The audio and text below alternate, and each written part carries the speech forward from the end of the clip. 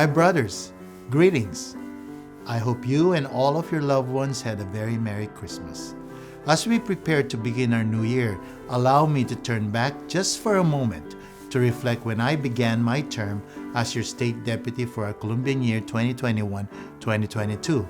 Across our councils, districts, chapters, assemblies, our order across the state resolved to rise again to meet an ambitious set of goals. The dawn of a new year signifies the end of one chapter and the beginning of another. January 1st also marks the midpoint of our Columbian year. As you know, sports fans, winning athletes, and teams in sports are great in the second half of the game, race, or season. One of the keys of being a great second half team is being able to take time to redefine their vision and goals at halftime and to flow with fatigue until they can tap into the phenomenon known as their second wind of energy.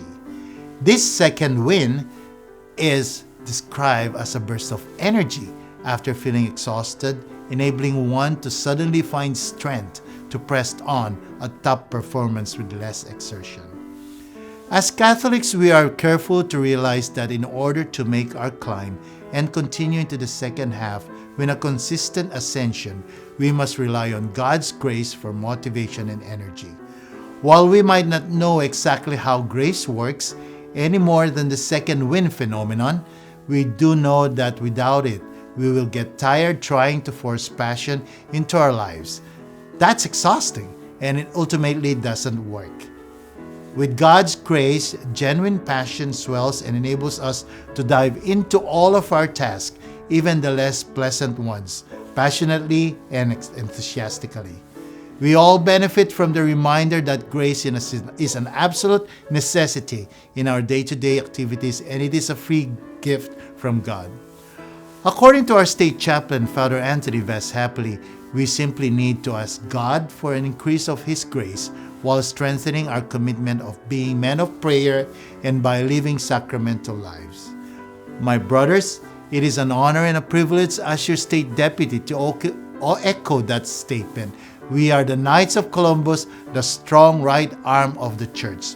With nearly 2 million members, along with their families, friends, and spheres of influence, we work to become the hardships people face in their parishes and communities, such as the challenges of the need for shelter, warm clothing, and financial security, as well as providing aid for widows and orphans. There truly is no substitute for the Knights of Columbus in our society and for being able to contribute to the life-changing charitable and fraternal efforts we as Knights perform. Arm in arm as a close-knit support group, dare I say, it is our state family.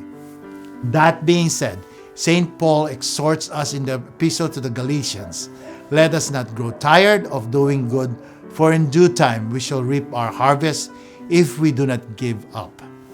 I strongly believe society will rely more and more on our ability to remain unified and resilient, as well as their growing in their desire to know the source of our energy and hope. Before laying out our focus for January and the march forward, I would, on behalf of myself and your state officers, like to take this opportunity to express to all you that we could have been prouder of Knights everywhere who remained faithful during these months. You have left no neighbor behind and stepped into the breach with countless acts of charity and personal sacrifice. For this month, the special program of the month is the Novena for Life. Lead your community in the spiritual fight to establish a culture of life in our nations.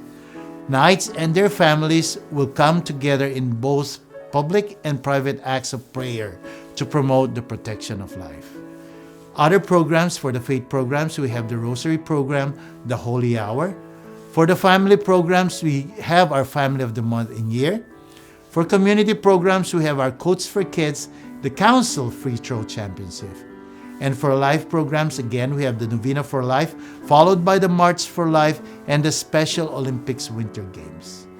For reports and forms, you need to continue to submit Fraternal Programs Report Forms, number 10784.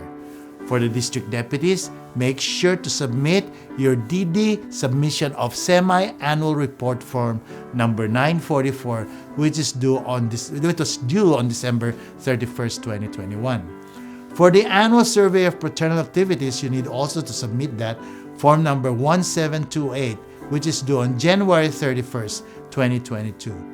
Lastly, the report on participation in the Special Olympics program is due also on January 31st, 2022.